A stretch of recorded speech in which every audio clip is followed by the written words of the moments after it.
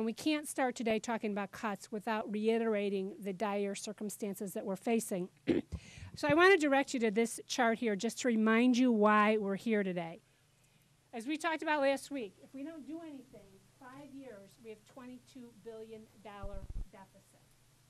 That's a huge problem for this state. That means that not only will the tax not go away, the income tax, but we'll probably have to raise taxes again.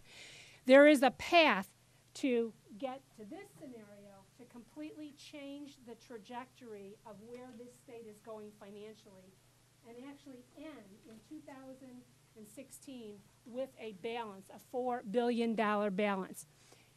What we're going to talk about today not only leaves us with a balance here, but it also avoids borrowing, allows us to pay our bills in cash, and to actually remove all of the taxes back down to the original 3% that we had as an income tax in this state. Is that going to be easy to do? No. But again, there is no alternative other than making some difficult and painful cuts.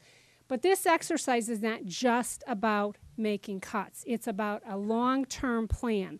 Nobody in this building ever thinks beyond a year or two, and that's what we have to force ourselves to do in order to get right back into the situation that we're in now, even worse, in another 5 years. So what we did, and you'll hear in a great deal of detail in a moment, identified $6.7 billion in potential cuts and savings.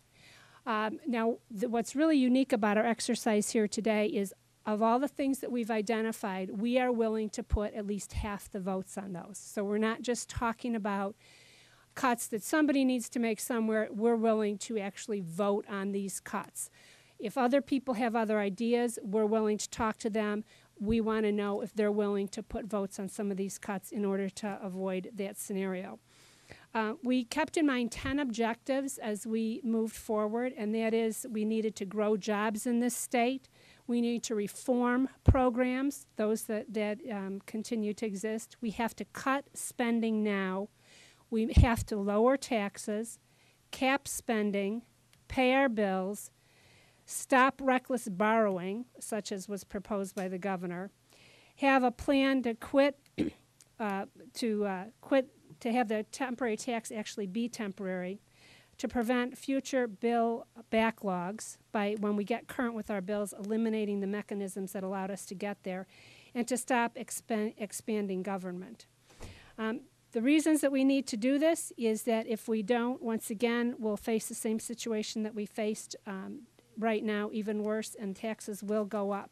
Our plan has not only cuts, but it also has adjusted revenue projections. So if we talk about cutting Medicaid, we've reduced the federal match.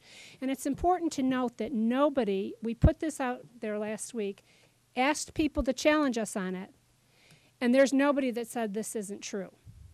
That's not the situation we're facing. So this is really time for a reality check about where state government is going. If we don't make the cuts today, we'll be paying for that in a short time.